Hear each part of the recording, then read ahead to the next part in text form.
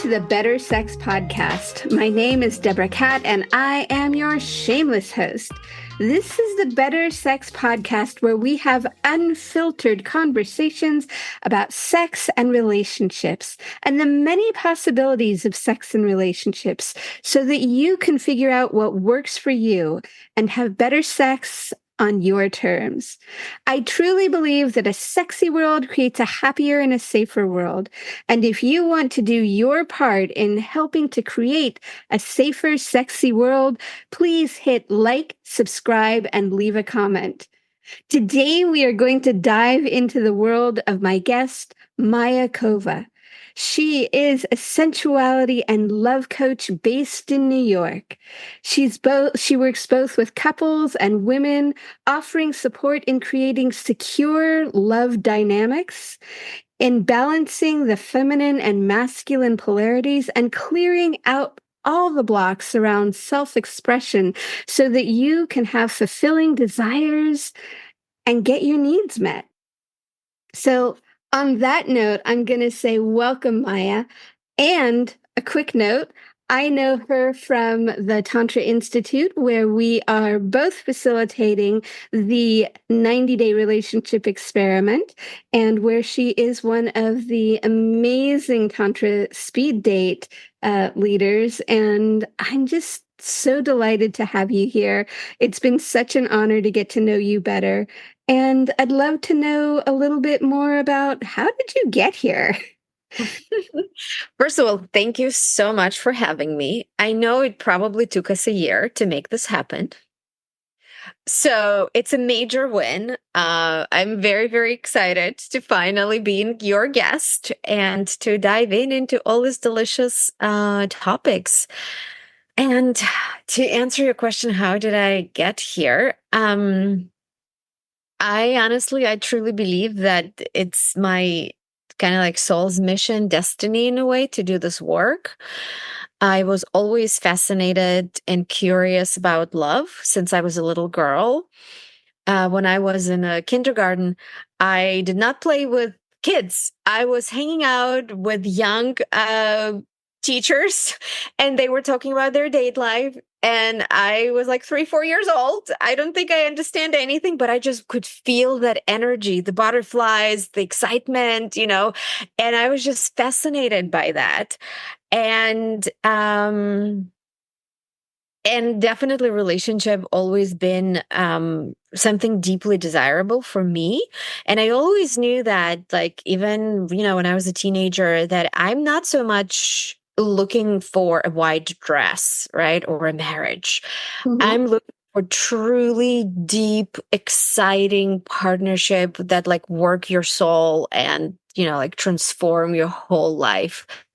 So I feel like I have those things in me, but what put me on the path of, right, like learning conscious loving, because what I do, what you do, right, what we all do in this, right, in this world, we looking at love not as an emotion, but in a way, lifestyle, right? Philosophy, mindset, embodiment, essence.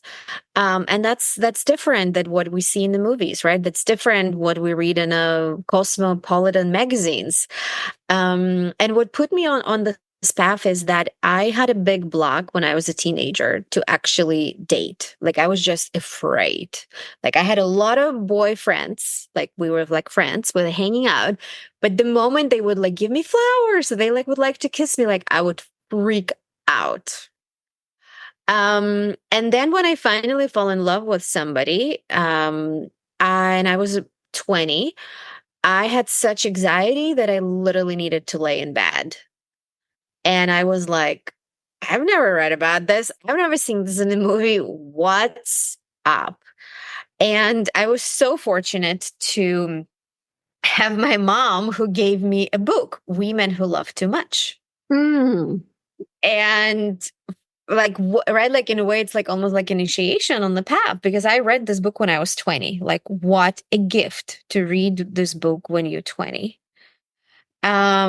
And it offered me a deeper understanding right? Like how our childhood impacts how we experience love, a deeper understanding that um, it's not about just falling in love. There's so many things at play here. And it put me on this path to figure out, okay, how can I be not anxious in love? How can I be secure? How can I actually be in love the way I would, right? Like I'm imagining the end goal where I'm like in secure partnership and I'm the super empowered woman. And today I'm a girl who lays in bed because it's too much for her to go on a date with somebody, right? Like, okay, clearly like what steps I need to take on, right, like on this journey. And that I would say put me, on just like exploring, learning, being curious. That then, brought me to Tantra, put me in connection with my partner, with Guy. Um and I call today that our 8-year relationship, I call it my PhD in relationship. He is my best teacher, that definitely shaped and kind of like showed me in a way what works in a relationship and what doesn't. And I'm very, very grateful. Beautiful. Thank you. Yes, I love that. I mean, I truly believe that, relationship is it's it's an opportunity for personal growth for sure. And um, as you so beautifully put it, it's an opportunity to get to know yourself and to get to work, and unwind some of the things that we grow up with so that you can be, as you said, secure and available. And tell me a little bit about the work that you do with women around empowerment. The work that I do, I have several offerings, and they all use this archetype, love goddess. And the meaning that I put in these words, right? First of all, when we talk about the archetype of goddess, Hmm. right? It's not a nice girl, right? It's not a princess. We're talking about somebody who has their own power. And right, the beautiful saying, with power comes responsibility. Hmm. And obviously love is her power. Right? So love is not something that makes you feel less, right? Or makes you feel powerless or makes you lose yourself in a relationship. Love is actually your power. And so that's already a journey when, right, like something that maybe intimidated me or something that I don't know how to show up in my power, right? Like I am leaning fully in to make this my power. And I support women who feel anxious, who feel disempowered in their relationships, who may be people pleasers and lose themselves, right, in relationships. I support them to cross that bridge and get on the other side where they feel secure in relationship no matter what's going on, right? When I'm not depending on my partner's mood. I'm not depending on my partner's decision solely. I know the power that I have in a relationship and the impact that my behavior, my reactions, my attitude, my desires create in a relationship, right? It's fully stepping into partnership, knowing that you need to give your 100%, and this 100% is 50% of your co creation. So I want to underline that. So you're saying you're giving 100%, and that's your 100% is the 50% of the co-creation. So the co-creation actually ends up being 200%. Well, yeah, both people need to give their 100%, right? Absolutely. So tell me a little bit more about it,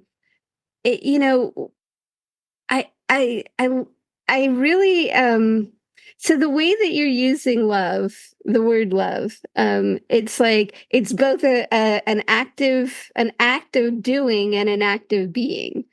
And um, is that accurate? Yeah. Yeah. Love is a verb, right? I really love like how our teacher, with both me and Deborah, Charles Muir is our Tantra teacher, that, right, she talks about conscious loving. Hmm. And loving is a verb in the sense. In my opinion, love is experience. And experience requires us not only to feel, Hmm. to act, to participate, to answer the impulse, answer the calling. Thank Yeah. you. And speaking of tantra, and I'm curious, in the introduction, I talked a little bit about, you talk about the masculine feminine polarity. And I'm curious if for those who are listening who are not really familiar, I'd love to hear your take on that. Yeah, polarity is a very tantric concept because in tantra we talks about union, whether it's internal union, right? Like my my union between my mind, right, my consciousness and my heart, my body, whether it is a union with anybody we connect to. And by union I mean coming in together to create something, whatever that is, right? Doesn't have to be partnership, doesn't have to be marriage, doesn't even have to be a romantic relationship. I actually think if tantric principles of connection were part of business, that would be a great way, would make probably everybody even 10 times more abundant. But that's a conversation for another day. So, right. So in Tantra, we're learning something that's, unfortunately, we don't see a lot in our everyday world, that leading and following are equally important. Mm. And right, like good leader cannot be successful without a good follower. And then, right, that the good follower, you cannot become a good follower without also knowing how to lead. Right. So it's a really depth of profound understanding of human dynamics and true collaboration, partnership, um, openness to find point of connection versus disconnection, right? Versus mentality, I'm right, you're wrong. I'm a victim, you're a narcissist, right? Um, and the way I see polarity in relationship is men and women, or feminine and masculine, right, in whatever relationship you are, whether it's, right, whatever configuration of modern relationships there to exist.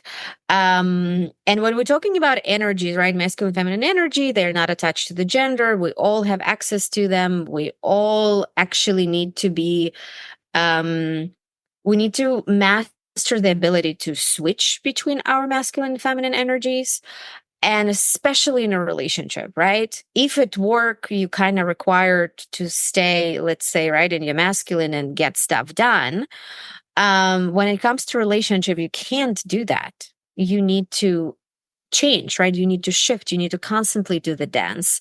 And the way I see how we lead in a relationship, women lead, or feminine leads with their desires, and masculine leads with action or implementation, or right, making fast sharp decisions. And and right, when we talk about leading with desire, it doesn't mean being passive, and it doesn't mean I'm just going to go and take care of everything I want. It's finding that middle ground and actually knowing who you are, right? What are your values? What's your integrity? Um, and then uncovering a lot of shame, guilt, fear around speaking your desires, whether Mhm. it's in a bedroom, whether it's where you want to go for dinner, whether it's asking for more time, whether it's setting a boundary, right? It's something that I feel it's right bring me to life. It's deeply aligned. It gives me energy, right? It motivates me. It makes me a better person. And I just want to be super clear. When you say those things, you're talking about desire, correct? Yes. Yeah. Yeah, right. I feel like in Tantra, we see desire as an impulse. It's Mhm. not necessarily, right, like um only related to intimacy. Because I feel like in a, in a non-tantra world, when people hear the word desire, the first thing you think of is, something like sexy or something sensual or something, right, like intimacy related. And right, my experience with my work and my life is desire is an impulse, and it activates five senses, Mhm. right? But right, when something feels aligned, I'm almost feeling like somebody's pulling me from my heart, or I'm becoming like bigger version of myself, or I'm taking up space, or I'm actually feel myself more alive. So I feel like, right, like all those buzzwords, alignment, I don't know, mission, like we all, maybe desire, in my opinion, is like a bigger umbrella that covers all that. I love that. And I love the idea of, when you're feeling your desire, like you gave such a great description of like feeling the desire for you makes you feel bigger or more empowered or moves you into action. Mm-hmm, I get that mm-hmm. right? Yep. Yeah. And just, I mean, this is a little nuanced question, but I'm curious if Mm-hmm. you could talk a little bit about the difference between, say, um, desire and like want or Yeah, I think desire, right? When I talk about desire, I actually use it m- as a really, right, like an impulse, just something that I feel, and I suddenly feel like my energy, right, like my life force, my excitement, something activates me, right? So to me, desire is an activation, and want is I think is our relationship with our desire. And what I mean by that is facing your own permission, right? Like, do I give myself permission to have it? mm, Because we can say, right, like, oh, I want to leave my job or I want to move. hmm And then 5 years went by and you're still there. hmm But you say every day, I want. hmm Right. So then it's like almost like, okay, then what is your relationship with your desire? Right. Do you actually give yourself permission to go and pursue it? Or then you're getting stuck in your fears, your blocks, your doubts, right? And kind of like you need to first deal with that. But, right, like the impulse itself, it's there. However, I teach that desire has an inspiration date. So when you feel the impulse, it's almost like you have a certain amount of time to fulfill it. And if the time goes by and you didn't fulfill it, it's, like it's like a fire, right? It's beautiful, but it's not going to last forever. Eventually it's going to turn into ashes. So I feel like the same goes with our desire. If we desiring something and we're not fulfilling it, right? We're staying into the state of longing. When you finally maybe make that happen, you, right? Like that anticipation, um, or even satisfaction will burn out. And that's not going to deliver, right? Like that experience. Oh, that's such an interesting concept. I haven't heard you say that before, but I like that. The idea that the desire and the impulse, I mean, what I'm basically hearing is there's a potentness that happens when that desire first comes up. And if we don't act on it, then it, as you said, it burns out. I have noticed, like, if I think about my own desire, things that are really alive, like they'll keep coming back. Like, I feel like one of the differences between want and desire is like I can want something, but then I don't, it's usually fairly short term. Whereas if I have a desire for something, I might not get it on the first burst of flame, if you will, but it'll keep coming back. It's that thing that's like, if it's a really true desire, at least in my experiences, it doesn't go away. It gets bigger and it gets smaller. Like you said, depending on how much I'm willing to give myself space to have it. But yeah. Yeah. And right, like for me, love was actually a big portal to start it. In a way, it opened up everything for me, because I feel right, that when I read the book Women Who Love Too Much, I I had to admit to myself that there is something in me that holds me back. Mm-hmm. And at 20, I didn't have resources or capacity to unpack that, but at least I became aware of that.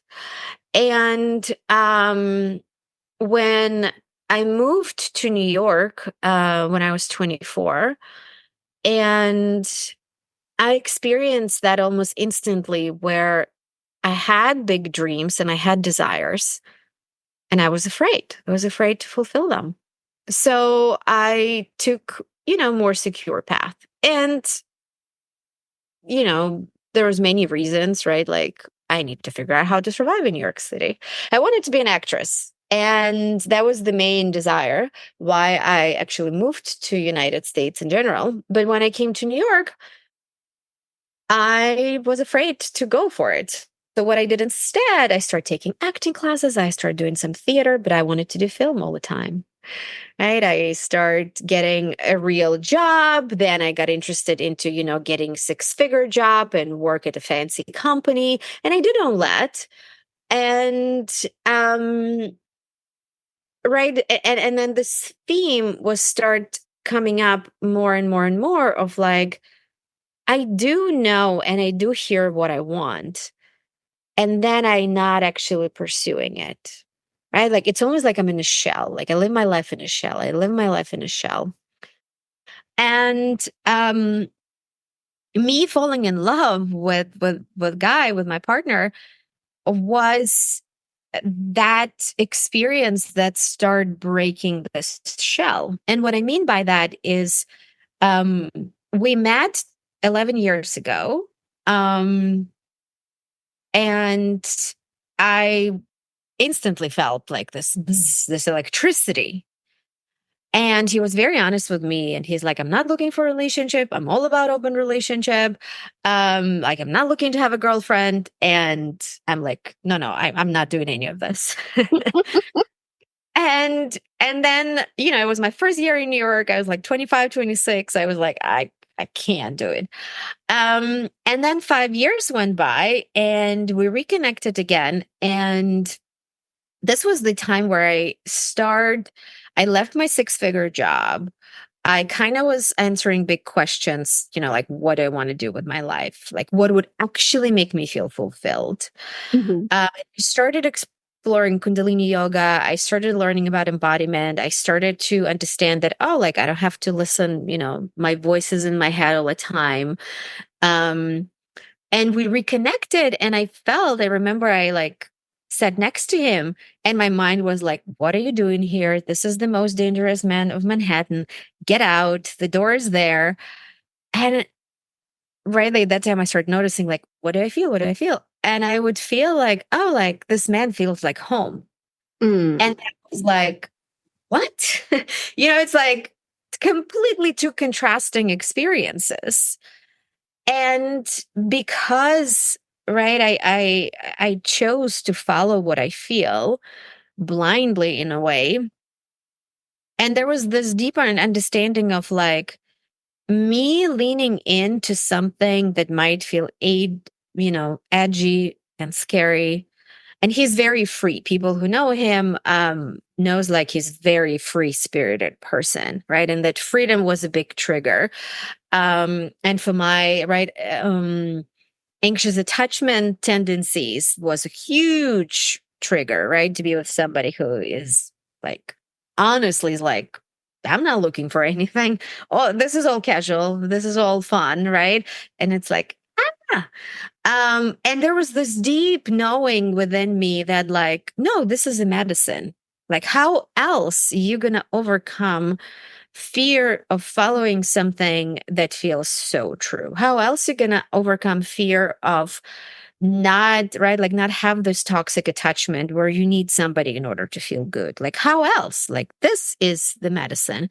And there was with just deep knowing of like, okay, I'm gonna lean into this relationship and I'm just gonna trust that I'm held by the universe, by my soul, by my heart to get to the other side. And there was a lot of twists and turns in our relationship. There was a lot of different dynamics.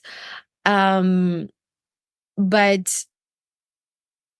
I almost instantly knew that he's in a way the best teacher for me, because I started really learning Tantra at that time, and I started becoming more aware about energy, right? And energy is where we put our attention. And I started noticing if I put my attention that, I don't know, he doesn't like me, he doesn't show up for me, he doesn't care about me, right? Like, and like turning him into a monster or a Mhm. narcissist, right? Our relationship get worse. And if I shift into honoring how I feel about him, right? Like unconditionally loving and appreciating this man, believing that he wants to see me happy, that he wants to show up for me, that he cares about me, our relationship would start blossoming, right? Like I start noticing that, like, oh, my mood or my, right, like me consciously choosing where to put my attention to and what cultivate in this relationship, there's an instant response in him. um and that's why, right, I call this relationship my PhD in relationship, because I learned a lot about what doesn't work in a relationship and what actually does work in a relationship. And uh it the best mirror that I could ask for, right? Because I had to face fears that I had, the insecurities that I had, my inner critic, right? The way I think about myself, places where I think, no, you're not good enough. You need to, like sometimes we all think like, no, I need to get this, or I need to live here, or I need to make this amount of money, and then I can have a relationship, right? Like I had to face and confront all of it. Um, in order for me to feel good, because, right, this dynamic, it was just like an instant opportunity. The moment you go into all those places that keep you small, keep you miserable, right, like it's just, it teaches you immediately, okay, don't do this, don't think this way, don't pour your energy into experiences that actually doesn't create what you want, right? So it's kind of like it was a great way to, in a way, to like start mastering truly a mindset, right? Of a lover, right? Or a mindset of somebody who creates and somebody who takes responsibility for what it is that I am building in terms of my relationship and for myself personally. And right then, 3 years ago, we become, what they call primary partners. We live together. We truly have a fun, deeply connected partnership through overcoming different experiences, even in, right, in us coming in together. And when we moved in about a year and a half ago, it triggered mistrust in both of us. Mhm. Right. And then it was a whole journey to untangle that. I right? just want to pause you for just a second. You said so much good stuff, and I just want to make sure that it gets, Mm, underlined. So, one of the first things you said is like you had all of these reasons why this wasn't a good person for you, and yet you felt like home. And mm, I know this is a big thing that we talk about in Tantra, especially, in Tantra Speed Date, is this idea of like what, people can totally meet our list. But what it really, the important thing is, how do you feel in their presence? And so, the first thing is that like, here are these two different stories. The story of like, if you will, your brain is telling you one thing, and yep. yet your body and your nervous system is saying, no, this is actually home, right? So that's the first thing. And then, there's the piece where you started talking and unwinding all of your own stories, right? I'm not good enough. You know, if he does this, it means X, right? We so do that. So really, so having to kind of really start to work with your own mindset. And then as you were talking, I was really struck by this idea of, you know, turning towards or leaning into the places that, you know, felt like it might have been more comfortable to run, but you know and I just want to talk about a little bit about that because, I know that there's a few different things that you need to do as you're leaning into something. And I know that you talk a lot about the nervous system and, how to uh, calm the nervous system and, bring it back into this, this body here. And I'm wondering if you could talk a little bit about that. Yeah, I learned that you, first and foremost, need to really put attention into, are you supporting yourself in every moment where you feel triggered? And what I mean by that, right? There might be this idea like, oh, he did that. He said that. He misbehaved. He broke the agreement, whatever that is.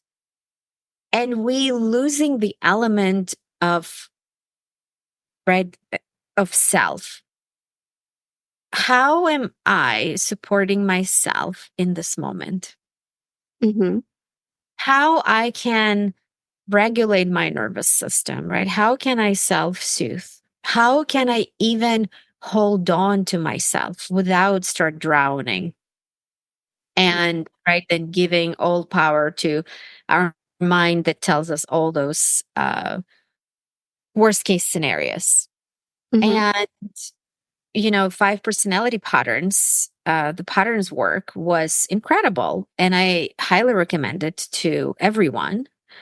Um, start learning, right, that our fears and our ways to protect ourselves doesn't necessarily mean that this is our true self showing up, Mm-hmm. right? So learning and understanding that, oh, every time I shrink or every time where I'm shutting down, that's actually not me, right? This is my survival response. Mm. So how can I hold on to myself, right? To my empowered self, right? To Maya goddess, Maya queen, Maya adult woman, versus me coming back to what I learned, right, when I was a little girl and when I depended on circumstances and people, right? How can I not lose myself when I'm facing challenging circumstances? And I just And be, oops, sorry. I was just going to say, I want to be clear on what you mean when you say, how can I lose myself? Um, when I hear that, I'm imagining losing yourself, meaning that you say yes to something that you may not mean, or that you uh, like give up what is important to you. Um, or either, you're following voices that somebody tells you, like, I don't know, you stupid, or you I don't know, you're not something. Mm-hmm. Whether somebody tells you that or your own inner critic tells you that, right? When we denying our truth, or when we allowing people or circumstances deny our values, our integrity, our inspirations, our desires, our motivation, right? Like how often we would have maybe miscommunication with somebody you're dating, or maybe even somebody you're living with, right? And they actually never know, they actually never heard where are you coming from, right? Because we might have just different perception. And because you don't hear, right? Like you don't back yourself up, you don't step up for yourself. And let's say they tell you, no, you're wrong, right? The way you live is wrong. Mm-hmm. And if you don't stand up for yourself, then what? You start believing that something's wrong with you and you need to go and improve yourself, right? And this is this is to me, losing yourself is not backing yourself up, not holding yourself, not showing up for yourself, not standing up for yourself, even within yourself, with your own right voices, your own inner critic, or I don't know, this version of you that thinks that it protects you for whatever reasons, right? So to me, this is what I mean when I say lose yourself in a relationship. And anyone who has anxious attachment, our experience of ourselves and our value attached to a bunch of different people, right? Anyone who has anxious attachment, they have a very shallow sense of self. Mm. I don't know who I am. I know that I'm good if I have a boyfriend. I know that I'm good that I'm married. I know that I'm good that I am mother or whatever, right? So we always relying that having something or having someone else's approval makes us good. Because I don't know if I'm good. So somebody, can you please come and tell me that I'm good? And to live like that, very, very hard. Kind of makes you neurotic because you're constantly preoccupied, make sure to get that validation and approval from somebody else. And most likely you're going to attract partners who's not going to give it to you that easily, right? And they doing it not because they narcissist. Like I honestly I have little patience hearing how many women label their boyfriends, partners, somebody they see in narcissists, and it's like, no. Right? Their behaviors when they shut down, or maybe they withhold, or maybe they become aggressive, doesn't mean that, they clinically narcissists. It's just right, your patterns clashing that way and they showing you something. And if you take your attention from what's wrong with them and ask yourself, how am I contributing into this dynamic? How me always being nice or always being forgiving or always being quiet or always being whatever actually contributes into this mess, right? And taking that personal responsibility for right our side of the road. This is the work, and this is the work that I'm very passionate about, and this is the work that I do. I love that. So, in a moment, I'm going to ask you to tell me a little bit more about empowerment and women's empowerment and how you think about that. But first, I'm going to go ahead and let people know how they can support the Better Sex podcast. So, better sex is a really complicated subject, and it can make or break a relationship. And unfortunately, most of us don't grow up in an environment where talking about sex is welcome. And that's why I'm offering a sexual mastery breakthrough session, a personalized one-on-one experience so that you can have better sex. Because let's face it, a podcast as great as this one is just not enough. You have to have practice. And so if you're ready for tools and tips and exercises to learn more, please go to the show notes and book yourself a mastery breakthrough session. Because life's too short for bad sex. So now, Ms. Maya, tell me when you think about empowerment, like, what does that mean? And what's one small thing that someone can do to start really feeling their empowerment? Start building a very secure sense of self, which begins from not abandoning yourself and not trusting people's opinion or people's bad mood to define who you are, what you're capable for, what can you have. And one of the ways to do it is through embodiment practices. And the gift that I'm offering for everyone who is interested in is tantric breath work. Hmm. Breath work. You utilize your Kegel muscles, your vaginal muscles, and right, it's an internal muscle, so it creates the deep sensation of like, okay, I'm here, I'm in my body, right? You kind of actually literally feeling, right, like everything that's going on below your head. So it helps you get out of your head and feel your body. And through the breath work, you start noticing, what are you feeling? Right? You start actually noticing different sensations, different emotions coming up. One woman once told me, like, wow, this is what this presence everybody talks about. Like, this is how it feels like, right? Or, oh, this is how it feels to be calm. Or like, this is how it feels to, right, feel peaceful. Mm. So in my opinion, this is a great practice that helps you to find that center within yourself, right? And like this island of serenity within yourself to feel more grounded and to start learning, okay, how can I hold on to myself versus shrink, right? Or run away, or give up on something that's important to me, or even simply, right, not to put all my attention on everybody else, but keep some attention on me for myself. I love that. Thank you.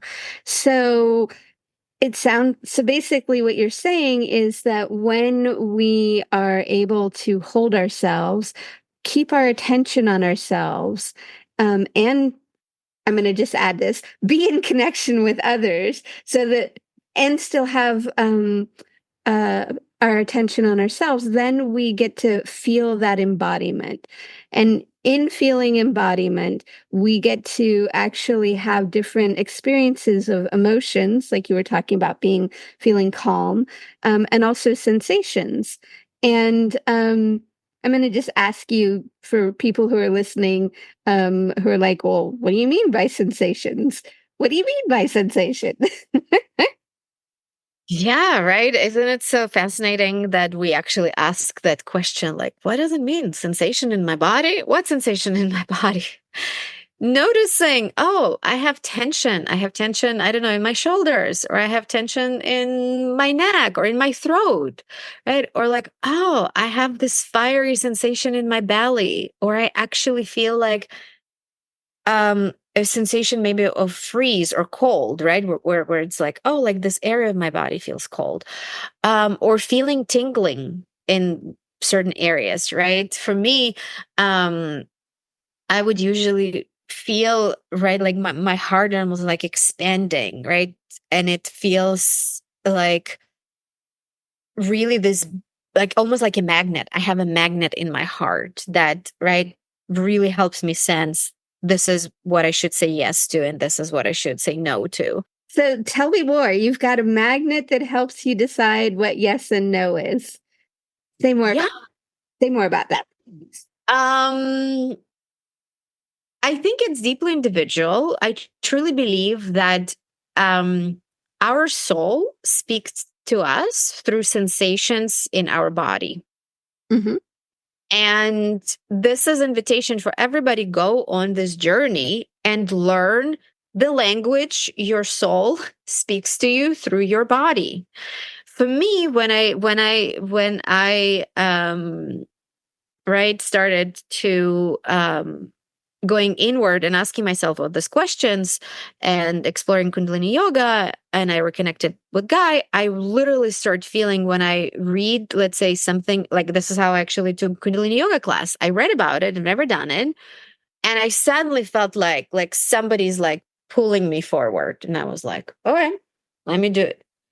Right? Or when somebody makes an invitation or says about something, if I don't feel this sensation that something pulls me forward, it's either you're right, like feel like, okay, like kind of neutral, or sometimes I literally want to just like be like, no, right? And lean back. So I noticed that like, oh, things and experiences usually that have this pull really creates amazing experiences for myself versus, right, experiences where I'm like, I don't know. And then my mind starts telling me, but no, if you do this, it's going to be good. It's right. Like then my mind starts convincing me every single time where I allow my mind to convince me.